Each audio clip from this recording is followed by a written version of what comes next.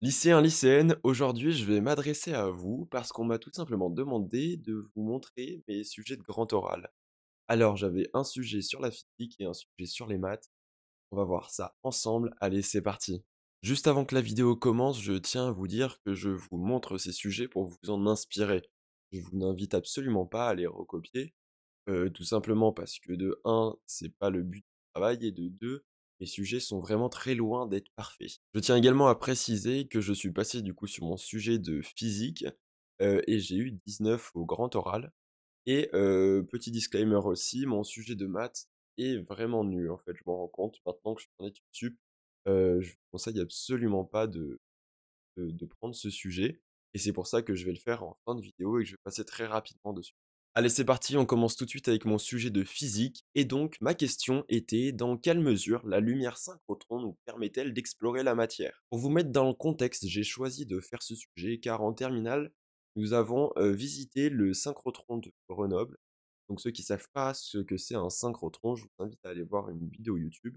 Mais je vais vous expliquer rapidement. En gros, c'est une sorte d'énorme anneau où dedans on fait tourner très rapidement des particules qui vont s'entrechoquer entre elles et on regarde à peu près, ce que ça va faire. Donc avant de vous montrer mon sujet et mon développement, je vais d'abord vous montrer ma prise de notes, où est-ce que j'ai pu trouver ces informations et bah, tout simplement, mes sujets de réflexion. Donc voilà, le but du synchrotron, c'est de bombarder de la matière avec des rayons X, donc des particules très rapides. On peut par exemple, s'en servir pour, faire une sorte de microscope. En gros, ça va venir cartographier la matière, un peu, je sais pas si vous connaissez, mais les plans de montagne qui sont en relief, ça va venir faire à peu près la même chose, mais du coup en 3D sur un ordinateur.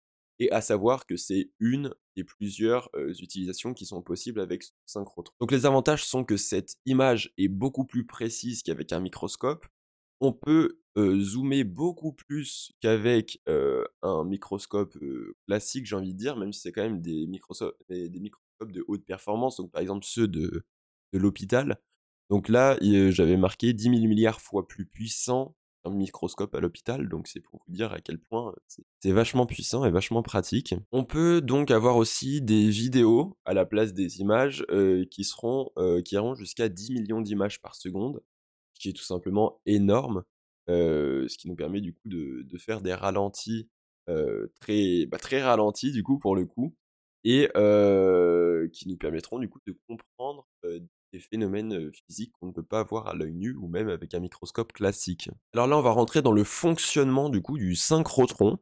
Donc on commence tout simplement par générer des électrons à partir de métal qui chauffe et donc, des électrons qui sont arrachés de ces morceaux de métal. Ensuite, on va venir les, accélérer dans un accélérateur tout simplement et en gros, le principe est qu'on va venir, mettre des plaques chargées positivement devant l'électron pour qu'il puisse être attiré par ces plaques et on les baisse juste avant leur arrivée. Donc ce qui va faire que l'électron, il va arriver par là, il y aura une plaque qui va attirer. Ensuite, la plaque, elle va descendre, il aura gagné de la vitesse et cetera et ça continue comme ça jusqu'à ce qu'il atteigne du coup 99,9 de la vitesse de la lumière, donc environ 300 millions de mètres par seconde.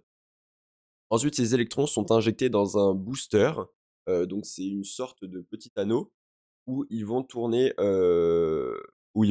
donc à la vitesse de la lumière et ils vont tourner, de plus en plus, rapidement, mais ils ne vont pas gagner de vitesse, mais bel et bien de l'énergie, puisqu'ils ont déjà atteint presque la vitesse, céleste, donc la vitesse de la lumière.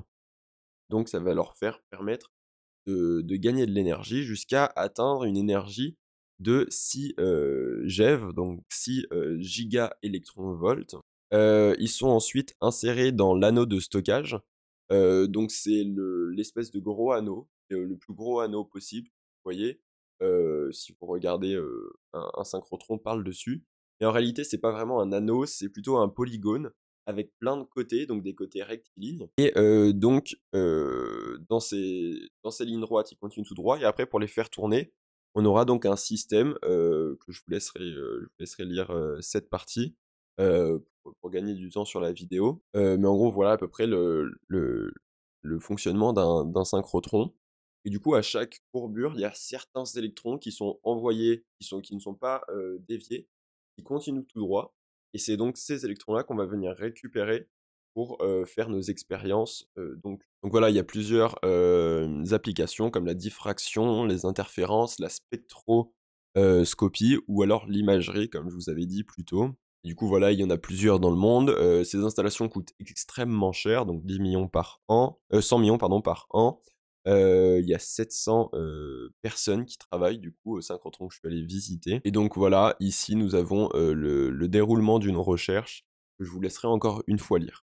Ici, c'est un lien qui explique les synchrotrons mieux que moi, beaucoup mieux que moi. Donc je vous inviterai à aller lire si vous êtes intéressé du coup par ce sujet de grand oral. Et on va désormais passer à mon texte et à ce que je dis à peu près dedans. Donc on commence évidemment par une présentation, voilà, terminale avec les spécialités.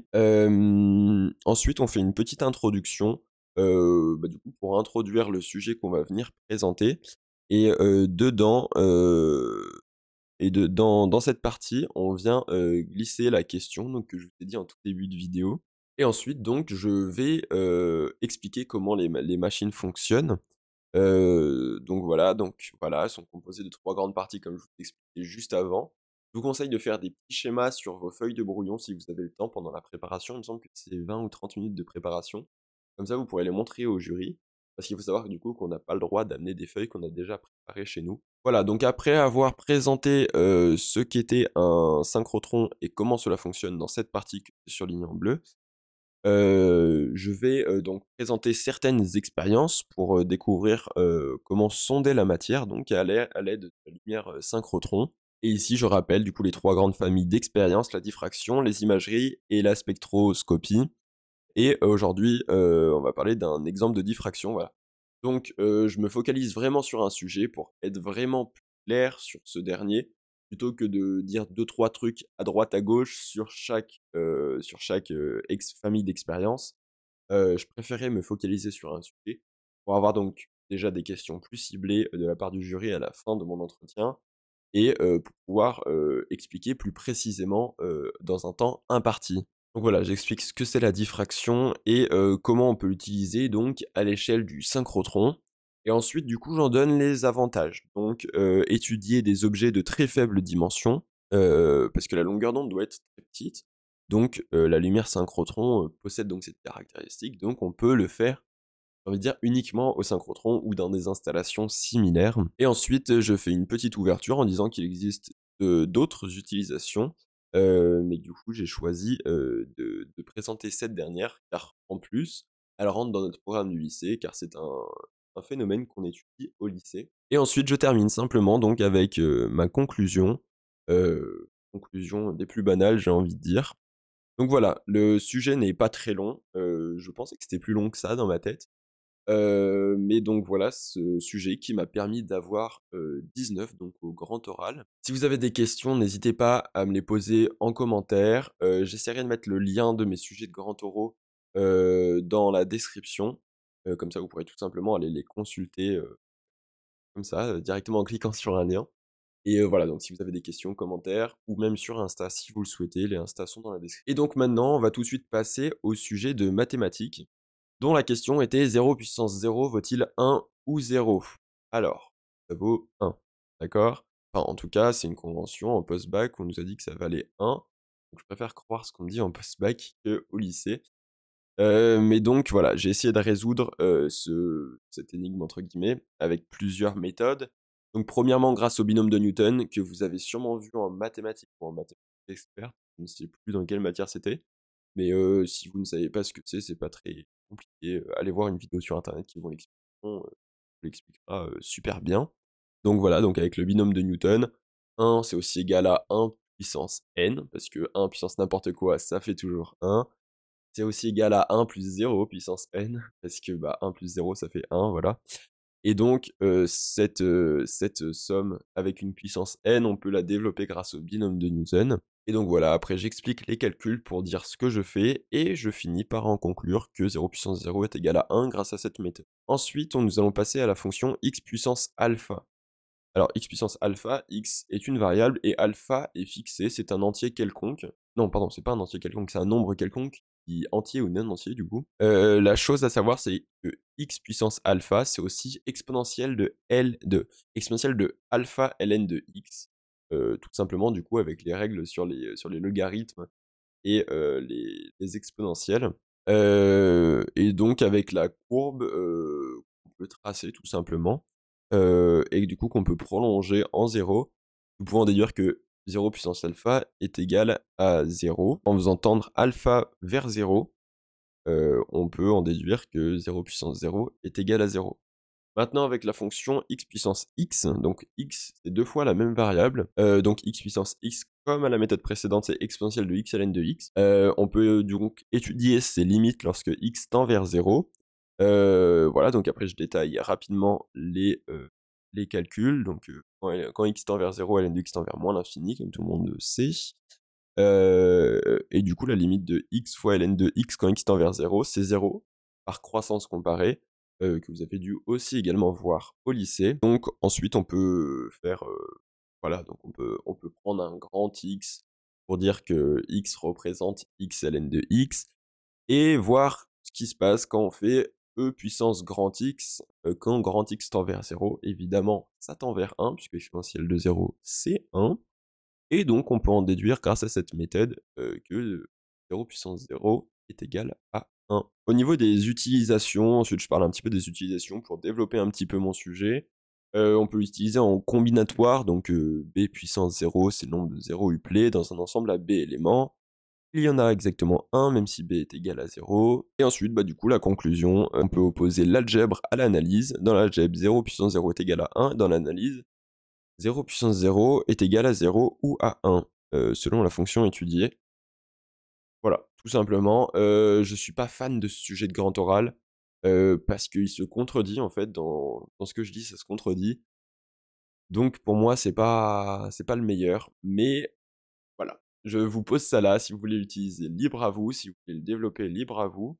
Et d'ailleurs, si vous faites des choses avec, je suis curieux de voir ce que vous avez fait, donc n'hésitez pas à m'envoyer ce que vous faites sur Instagram, ou me donner vos sujets du coup dans les commentaires.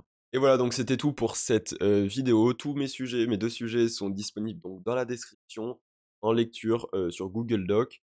Donc tout le monde peut les ouvrir sur un navigateur internet, c'est très simple.